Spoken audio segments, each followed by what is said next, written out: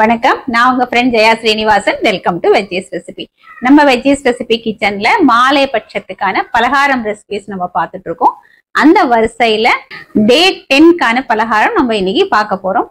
நல்லா கிரீமியா சாஃப்டா இருக்கக்கூடிய ரவா பொங்கல், அதுக்கு தொட்டுக்கிறதுக்கு தக்காளி கொத்து. இந்த தக்காளி கொத்து செம்ம டேஸ்டா இருக்கும்.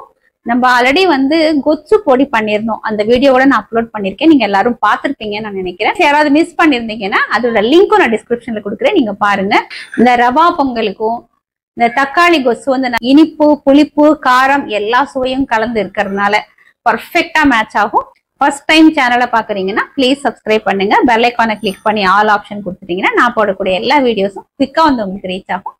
வாங்க, டேஸ்டியான இந்த ரவா பொங்கலும் அதுக்கு தொட்டுக்கிறதுக்கு பர்ஃபெக்டான தக்காளி கொத்தும் எப்படி பண்றதுன்னு பார்க்கலாம். அரை கப்பு பைத்தம்பருப்பு எடுத்துட்டு இருக்கேன். இதை நல்லா வாஷ் பண்ணி எடுத்துக்கலாம். பைத்தம்பருப்பை அலம்பி நான் குக்கர்லயே எடுத்துட்டு இருக்கேன். குக்கரை தான் நம்ம வேக வைக்க போறோம். அரை கப்பு பைத்தம்பருப்புக்கு அதுலயே நம்ம 2 டம்ளர் தண்ணி சேர்த்துக்கலாம். 1:4 ரேஷியோ. 1/4 டீஸ்பூன் மஞ்சள் பொடி, 1 டீஸ்பூன் நெய் சேர்த்துக்கலாம். இது ஒரு அரை மணி நேரம் நல்லா ஊறட்டும். அதுக்கப்புறம் நம்ம 3 விசில் வர வரைக்கும் வேக வச்சு எடுத்துக்கலாம். நல்லா இது பருப்பு குழைய வேகணும். இந்த அளவுக்கு புளியை நல்லா வாஷ் பண்ணிட்டு வெந்நீர்ல ஊற வச்சிட்டோம்னா 10 நிமிஷத்துல ஊறிடும். அதுக்கப்புறம் இதை நம்ம புளி தண்ணியை கரைச்சி எடுத்துக்கலாம். பொங்கல் ரெடியாகிறதுக்குள்ள தொட்டுக்கிறதுக்கு ஒரு கொத்து பண்ணிடலாம்.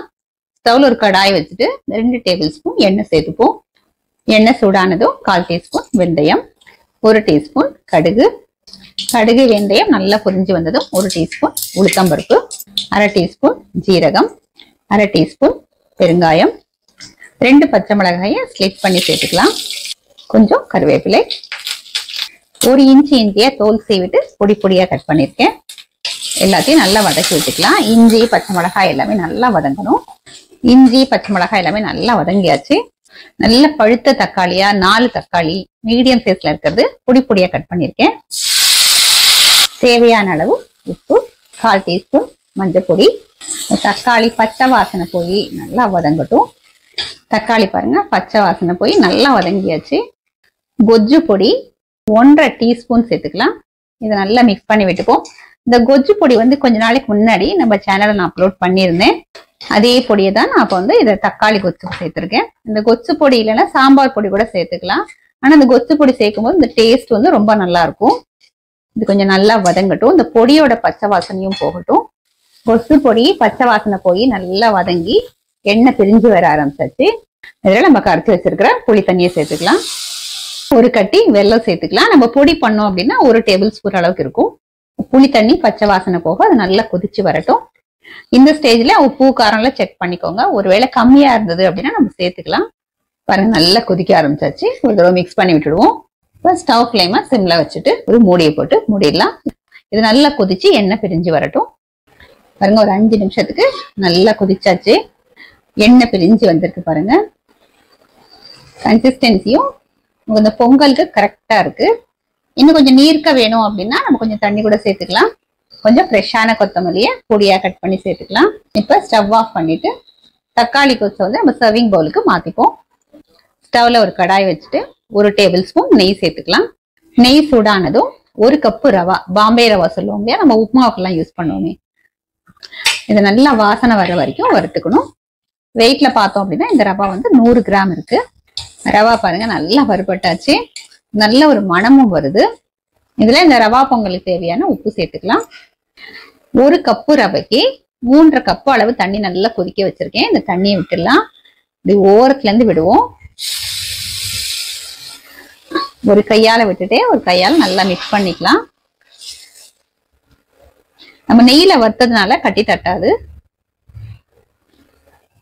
வெந்நீரை விட்டோம் அப்படின்னா சீக்கிரம் வெந்துரும். நமக்கு வேலை ஃபாஸ்டா முடிஞ்சிடும். ரவா நல்லா வேகணும். ரவா பாருங்க நல்லா வெந்து திக்காயிட்டே வருது. 1/4 டீஸ்பூன் மஞ்சள் பொடி சேர்த்துப்போம். பொங்கல் கலர் பார்க்கறதுக்கு லைட்டா மஞ்சள் கலர்ல அழகா இருக்கும். மஞ்சள் பொடி சேர்க்கறது ஆப்ஷனல் தான். பாருங்க ரவா நல்லா வெந்தாச்சு. ரவா இந்த அளவுக்கு வெந்ததும் பைத்தம்பருப்பு வேக வச்சு வச்சிருக்கோம் இல்லையா குக்கர்ல, அதை நல்லா மேஷ் பண்ணிட்டு சேர்த்துக்கலாம். பாருங்க நல்லா பேஸ்ட் மாதிரி நல்லா மேஷ் பண்ணிருக்கேன். இப்ப அதை நல்லா கலந்து விட்டுக்கலாம்.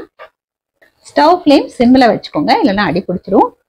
குக்கர்ல கொஞ்சமா தண்ணி விட்டு கலந்து அதுல சேர்த்திருக்கேன். ஸ்டவ் ஃப்ளேம் சிம்லயே இருக்கட்டும். ஒரு 2 நிமிஷத்துக்கு ஒரு மூடி போட்டு மூடிக்கலாம். ஒரு 2 நிமிஷத்துக்கு நல்லா கொதிச்சாச்சு. ஒரு தடவை நல்லா மிக்ஸ் பண்ணி விட்டுக்கலாம். கன்சிஸ்டன்சி பாருங்க எவ்வளவு சூப்பரா இருக்கு. இப்ப பொங்கல் வந்து நல்லாவும் வெந்திருக்கு, கன்சிஸ்டன்சியும் பர்ஃபெக்டா இருக்கு. ஸ்டவ் ஆஃப் பண்ணிக்கலாம்.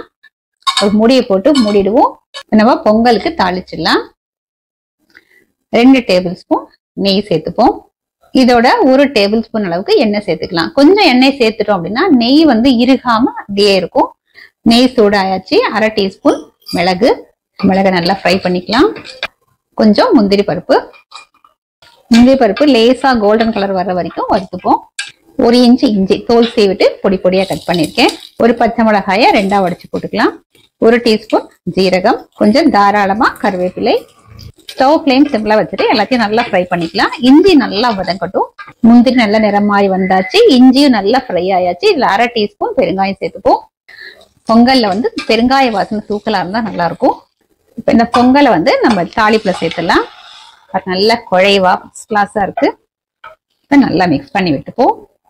இந்த மாதிரி கன்சிஸ்டன்சி இருந்தாலே சாப்பிடறதுக்கு அவ்வளவு நல்லா இருக்கும். ரவா பொங்கல் ஃபர்ஸ்ட் கிளாஸா ரெடி ஆயாச்சு. கன்சிஸ்டன்சி பாருங்க நல்லா கிரீமியா ஃபர்ஸ்ட் கிளாஸா இருக்கு. வெண்பொங்கலை நம்ம சர்விங் பிளேட்ல எடுத்துக்கலாம். நல்ல கிரீமியா ஃபர்ஸ்ட் கிளாஸா வந்திருக்கு பாருங்க. இது வெண்ணெய் மாதிரி இருக்கு. இந்த பொங்கல் தொட்டுக்கிறதுக்கு தக்காளி கொத்து பெஸ்ட் காம்பினேஷன். இப்ப ரவா பொங்கலை தக்காளி கொஸ்தோட நம்ம டேஸ்ட் பண்ணி பார்த்துடலாம். இப்படி கண்ணால பார்த்தாலே வந்து நமக்கு சாப்பிடணும்னு டெம்ப்ட் ஆகும். அப்படி வெண்ணெய் மாதிரி இருக்கு.